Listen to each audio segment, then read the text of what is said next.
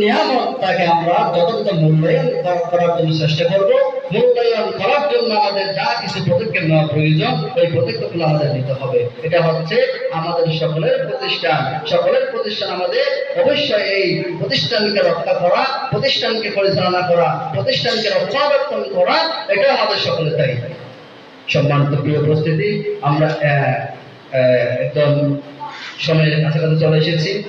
এরপরে আমি যেটা বলবো সেটা হচ্ছে সম্মানিত হাফেজ কোরআন ভাইয়েরা, please attention, look at me, আমার দিকে সবাই খেয়াল করুন, কথা বলবেন না। যারা হিফজ করবেন, হিফজ সম্পন্ন করবেন, আপনাদের কাছে বিনীত অনুরোধ, হিফজ সম্পন্ন করার পাশাপাশি আপনারা সেই হিফজ সম্পন্ন কৃত আয়াত বা কোরআন মাজিদটা আপনারা বাস্তব জীবনের মধ্যে আমল করার জন্য সর্বাত্মক চেষ্টা করবেন। এটা গার্ডিয়ানকে চেষ্টা করতে হবে যেন সন্তান যেন বিপদে না যায়, কোরআন শিখে। আবার যারা হিফজ সম্পন্ন করবে তাদেরকে খেয়াল রাখতে হবে যেন আমি কোরআন শিখে যেন সেই কোরআন কিয়ামতের দিন আমার বিপদকে যেন সাক্ষী না দেয়। এটা আমি কেন বললাম?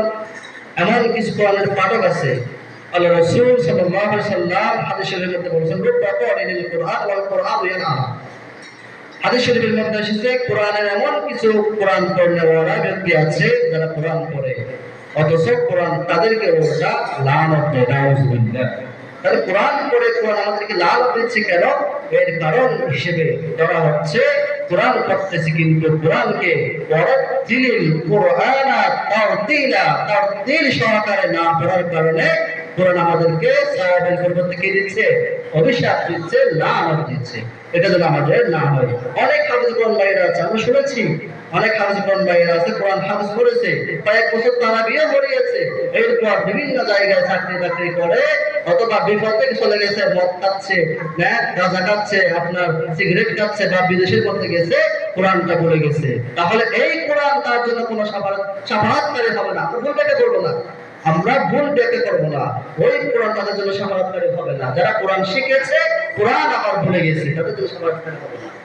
কোরআন সাফারাতকারী হবে তাদের জন্য যারা কোরআন শিখেছে এবং সে অনুযায়ী আমল করেছে, তাদের জন্য কোরআন কিয়ামতের দিন সাফারাতকারী হবে।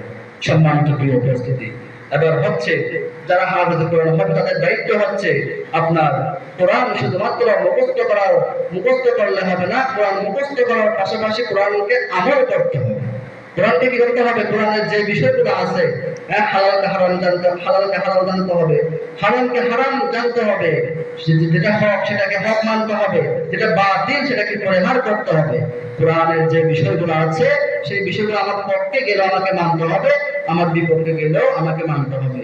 এবং 2 নাম্বার হাফেজ কোরআন ভাইদের জন্য আপনার জন্য উপদেশ হচ্ছে 2 নাম্বার, কোরআনের আদেশ এবং নিষেধ সমূহ সবসময় মেনে চলা। কোরআনের আদেশ এবং নিষেধ সমূহ সম্পূর্ণ মেনে চলা।